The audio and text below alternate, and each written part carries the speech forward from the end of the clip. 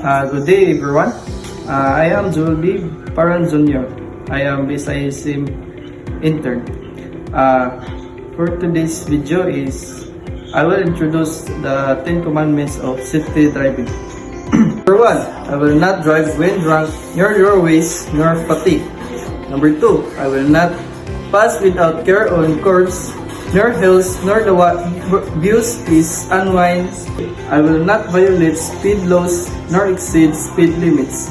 Number 4, I do not disobey highway signal and traffic signals. Number 5, I do not make a twist without my intention. Number 6, I do not accelerate my speed at school, playground, hospital, and other dangerous zones.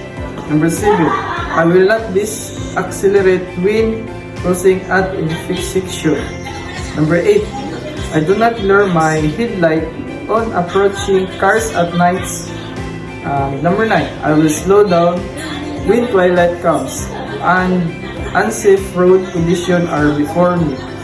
Number 10, I will be cautious and respectful of the rights of drives and pedestrian. Thou shall not gate at typhoon. Number 2, thou shall not throw trash out of the window. Number 3, thou shall not or never drive intoxicated. Number 4, thou shall not take any chances. Number 5, thou shall buckle up kids. Number 6, thou shall not drive anti-brake. Number 7, thou shall not drive with one light or with faulty lights. Number 8, thou shall adhere to the speed limit. Number 9, thou shall keep the distance. Number 10, thou shall practice patience. Number 1, keep right.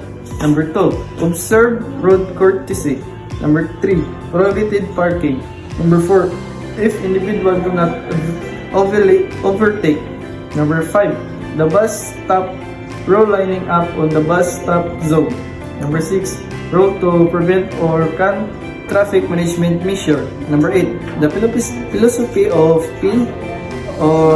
a Pinoy drive first come first served vehicle. Number 9, on pedestrian. Number 10, remember that informational driving safety reminders.